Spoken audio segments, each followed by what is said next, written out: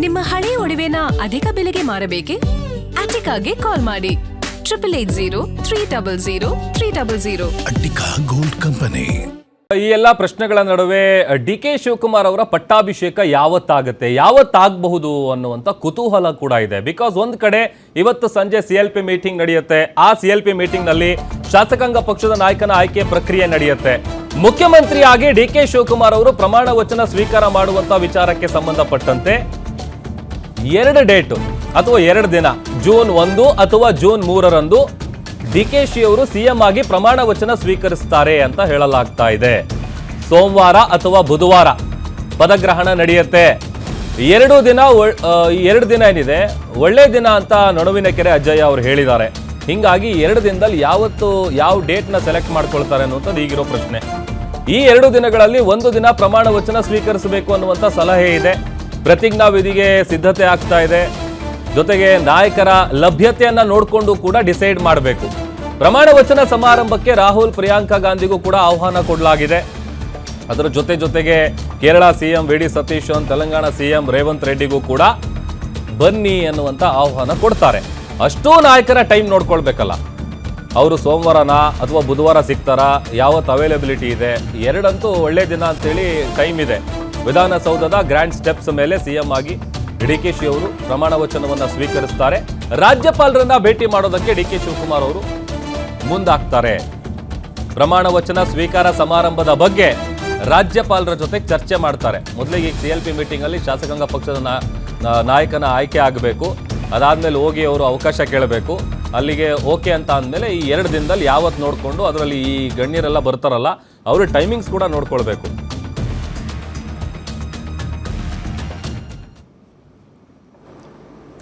ಇದು ಒಂದು ಕಡೆ ಸೋಮವಾರ ಅಥವಾ ಬುಧವಾರ ಅನ್ನುವಂಥದ್ದು ಒಂದು ಪ್ರಶ್ನೆ. ಆದರೆ ನಾನು ಆಗಲೇ ಹೇಳ್ತಾ ಇದ್ದೆ, ಈಗ ಚಾಂದ್ ಪಾಷಾ ಅವ್ರ ಹತ್ರ, ಸರ್ ರಾಜ್ಯ ಕಾಂಗ್ರೆಸ್ನಲ್ಲಿ ಇಷ್ಟು ದಿನದವರೆಗೂ ಒಂದು ಲೆಕ್ಕ ಆಯಿತು. ಬಿಕಾಸ್ ಅದರಲ್ಲೂ ಸಿದ್ದರಾಮಯ್ಯ ಅವರು ಕೆಳಗಿಳಿದ ಮೇಲೆ ಒಂದಷ್ಟು ಲೆಕ್ಕಾಚಾರಗಳು ನಡೀತಾ ಇದೆ. ಆಮೇಲೆ ಈಗ ಸೋಮವಾರ ಅಥವಾ ಬುಧವಾರ ಅನ್ನುವಂಥದ್ದು ಒಂದು ಗೊಂದಲ ಇದೆ, 2 ದಿನ ಅಂತೇಳಿ. ಆಮೇಲೆ ನಿಮ್ಮ ಪ್ರಕಾರ ಏನು ಅನಿಸ್ಬಹುದು ಸರ್? ಇದು ಶಾಸಕಾಂಗ ಪಕ್ಷದ ಸಭೆ ಅನ್ನೋ ಪ್ರಕ್ರಿಯೆ ಮುಗಿದ ಮೇಲೇ ಅವರು ರಾಜ್ಯಪಾಲರನ್ನ ಭೇಟಿ ಮಾಡೋದು. ಅದಕ್ಕಿಂತ ಮುಂಚಿತವಾಗಿ ಏನು ಇಷ್ಟೊತ್ತು ನಮ್ಮ ಸ್ನೇಹಿತರೆಲ್ಲ ಮಾತಾಡಿದ್ರು, ಆ ವಿಚಾರವಾಗಿ ಹೇಳೋದಾದರೆ ಈ ರಾಜ್ಯ ಅಧಿಕಾರವನ್ನು ಕೊಟ್ಟಿಲ್ಲ ಅಂತ ಹತ್ತಿರೋರು ನಾಯಕರನ್ನು ನೋಡಿದೆ, ಮತ್ತೆ ಅಧಿಕಾರ ಬಿಟ್ಕೊಡ್ಬೇಕಲ್ಲ ಅಂತ ಹತ್ತಿರೋಂಥ ನಾಯಕರನ್ನು ನೋಡಿದೆ.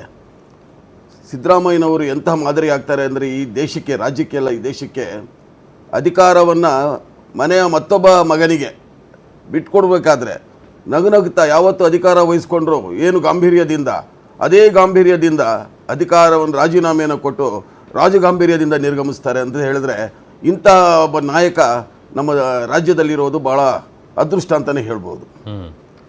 ವಿರೋಧ ಪಕ್ಷದವ್ರು ಹೇಳ್ತಾರೆ, ಅವ್ರು ಹೇಳಲೇಬೇಕು. ನಾವು ವಿರೋಧ ಪಕ್ಷದಲ್ಲಿದ್ದರೂ ನಾವು ಮಾತಾಡಲೇಬೇಕು.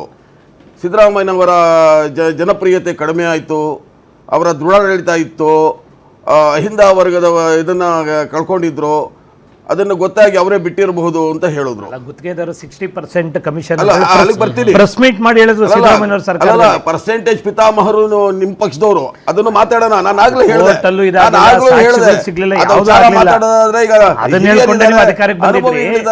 ಅವರಿಗೆ ನಾವು ವಿಷಯನ ಬೇರೆ ಕಡೆ ತಗೊಂಡು ಹೋಗೋದಾಗುತ್ತೆ. ನೀವು ಆ ಪರ್ಸೆಂಟೇಜ್ ಮಾಡಿದ್ಕೆ ಇವತ್ತು ನೀವು ಮನೇಲಿ ಕುಂತಿದ್ದೀರಿ. ಆ ವಿಚಾರ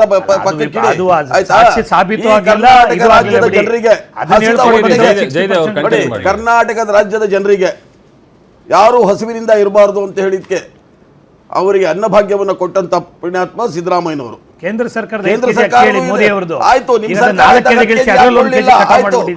ನಿಮ್ ಸರ್ಕಾರದಿಂದನೂ ಕೂಡ ಪಾಲಿದೆ, ಒಪ್ಕೊಳ್ಳೋಣ. ನೀವು ಅಧಿಕಾರದಲ್ಲಿದ್ದಾಗ ಈ 10 kgಯನ್ನ ನೀವು ಯಾಕೆ ಕೊಳ್ಳಿಲ್ಲ ಕರ್ನಾಟಕದ ಜನರಿಗೆ ಅಲ್ವಾ? ಯಾರಿಗೆ ಬಹಳ ಅವಶ್ಯಕತೆ ಇದೆಯೋ ಅವರು ಶಕ್ತಿ ಫ್ರೀ ಮಾಡಿದೀವಿ.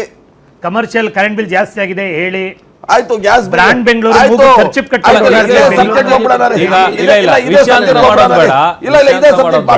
ನಮ್ಗೆ ಇದೇ ಬೇಕು.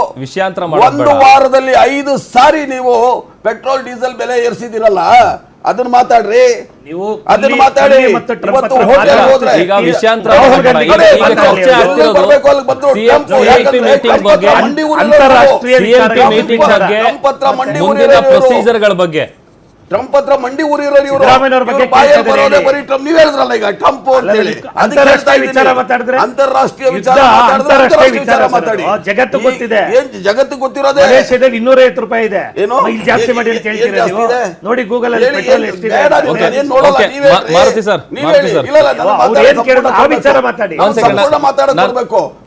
ಇವ್ರು ಮಾತಾಡ್ಬೋದು, ನಾನು ಕ್ವಿಕ್ ಆಗಿ ಹೇಳಿ, ಮಾತಾಡ್ಬೋದು ಕ್ವಿಕ್ ಆಗಿ ಹೇಗೆ? ಹೇಳಿ. ರಾಜ್ಯದ ಬಡ ಜನರಿಗೆ ಸಿದ್ದರಾಮಯ್ಯನವರು 5 ಗ್ಯಾರಂಟಿಗಳನ್ನು ಕೊಟ್ಟು ಇವತ್ತು ಅವರನ್ನ ಸ್ವಾವಲಂಬನೆಯಿಂದ ಬದುಕುವಂತ ಒಂದು ಸ್ಕೀಮನ್ನು ಕೊಟ್ಟಿದ್ದಾರೆ. ಇರಬಹುದು ಪಕ್ಷದ ಇದು ಅಧಿಕಾರ ಹಸ್ತಾಂತರ ಅನ್ನೋದು ಎಲ್ಲಾ ಪಕ್ಷಗಳಲ್ಲೂ ನಡೆಯುತ್ತೆ. ಆದ್ರೆ ನಮ್ಮಲ್ಲಿ ಬಹಳ ರಾಜಗಾಂಭೀರ್ಯವಾಗಿ ನಡೆದಿದೆ, ಬಹಳ ಗೌರವಯುತವಾಗಿ ನಡೆದಿದೆ, ಮಾದರಿಯಾಗಿದ್ದಾರೆ. ಅದನ್ನ ಮೆಚ್ಕೊಳ್ಳಿ. ಆಮೇಲೆ ಇನ್ನೊಂದು ಜ್ಞಾಪಕ ಇಟ್ಕೊಳ್ಳಿ, ನಾನು ಈ ರಾಜ್ಯದಲ್ಲೇ ನಾನು ಮತ್ತೆ ರಾಜಕೀಯದಲ್ಲೇ ಇರ್ತೇನೆ, ಯಾವತ್ತು ಕೇಂದ್ರದ ಪಾಲಿಟಿಕ್ಸ್ಗೆ ಹೋಗೋದಿಲ್ಲ. 2 ವರ್ಷನ ಅವಧಿ ಇದೆ ಅಂತ ಹೇಳಿದ್ದಾರೆ. ಮುಂದಿನ 2018 ನಿಮಗೆ ಎಚ್ಚರಿಕೆ ಗಂಟೆ.